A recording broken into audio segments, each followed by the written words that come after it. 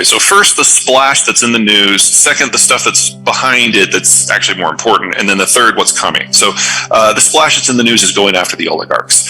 In the 1990s, a group of people took advantage of the collapse of the Soviet system and grabbed assets for themselves on any number of means. Very little of it was what we would consider illegal, or what the Russian law would consider illegal, because there wasn't a lot of Russian law then, but it was definitely unethical. And they have now become multi-billionaires. This first batch of oligarchs, when Putin came in the year 2000, he brought them to heel. He made them a deal that if they stayed completely out of politics, he would not go after their assets. And so there's been this truce between them for the last 20 years. Under Putin, he elevated a number of people from his FSB days, KGB days, based on who's doing the math, to take over large portions of the Russian economy. This includes things like the defense industry, Gazprom, which is the world's largest natural gas company, and Rosneft, which is the world's second largest oil company. And these are all people who were not part of that original group. These are people who are all in Putin's inner circle. So we're going after two different groups of oligarchs here. The ones that are around Putin, totally worth it. These are people who have been with Putin bolted to the hip with every single policy he's done for 20 years. These people should be brought down.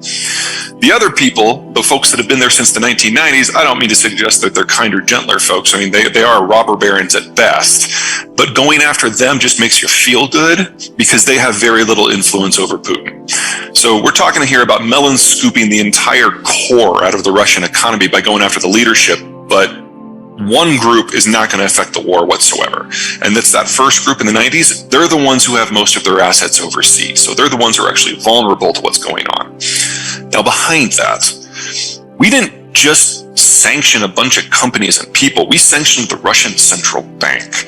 And we don't think of how important a central bank is in systems because we always assume it's a neutral actor in the background that maybe messes around with interest rates and bond purchases, and that's about it. But they are the primary connectivity point between any economy and the rest of the world. One of the thousands reasons that I'm not a big fan of Bitcoin is it assumes that the central banks, A, will empower it, and B, will do nothing to impede it. And that's clearly not true. And in the case of the Russian central bank, they can no longer deal with any entity in any of these countries and access any currencies that are dollars, euros, yen, won, Australian dollars, Canadian dollars, Taiwanese dollars, and I'm sure I've met Swiss francs, and I'm sure I've left out a bunch. So anything that the bank tries to do anywhere cannot use any of those normal channels. And so among other things, that denied the Russians access to some 90% of their currency reserves. That means that when they sell oil, somebody has to physically do a transfer in a third party and fly the money into Moscow. This is not a tenable situation. We tried doing some version of this for Iran and it was crushing, but we've never done it to an economy this big or this holistically. And then what's coming? We have a number of sanctions against Russia. It's the most sanctioned country in history now. Actually, it has more sanctions on it than all other countries in all other time frames throughout human history. The Europeans are now talking about an open ban on all sales of Russian crude. Not just to the Europeans themselves, because all that would do is shift the pain. They're talking, at the beginning of the process, of talking about making sure that Russian crude can't make it to market anymore. That would mean, among other things, blocking ships from going in and out of the Baltic Sea, probably at the Skagerrak, and probably blocking ships going in and out of the Black Sea, probably through the Turkish Straits. Now, how the Russians would respond to that would be really interesting, but if the blockades are further back from Russian ports, the Russians militarily can't do anything about it. So we're looking here at removing 4 to 5 million barrels a day of crude production from the world. That is more than enough to guarantee an energy-induced depression that is global in scale.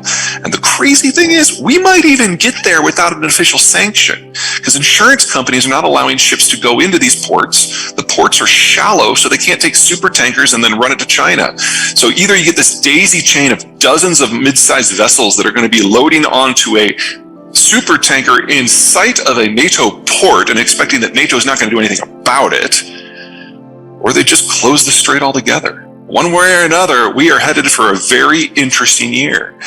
Let me put it to you from the point of view of an outsider. So here we've got the United States, who has been moving down a path towards isolationism for 30 years, and it just wakes up one day, decides that it wants to get involved in the Ukrainian-Russian situation.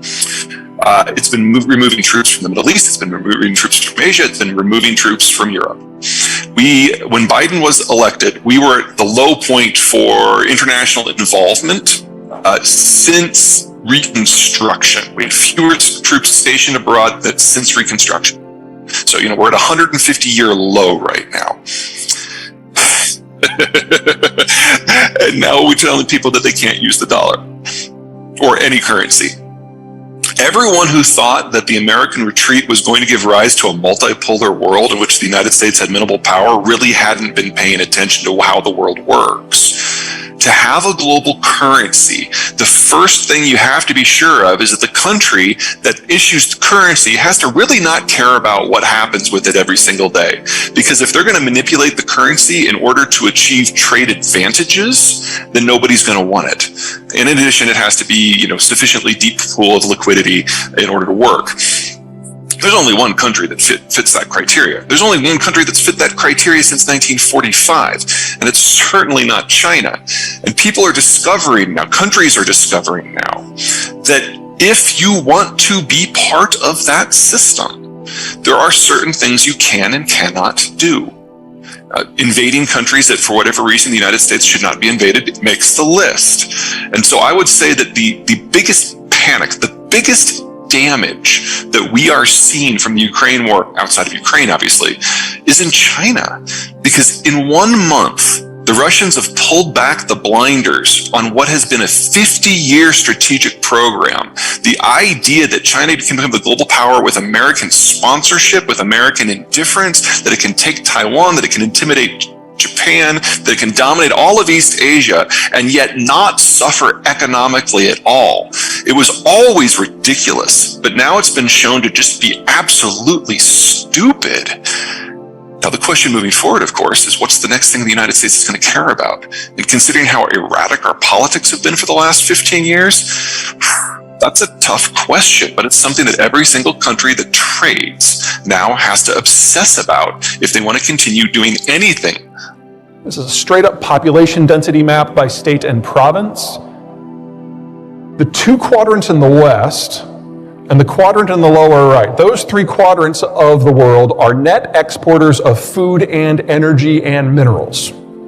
The remaining one, the top right, is a net importer of everything. In fact, you can narrow it down.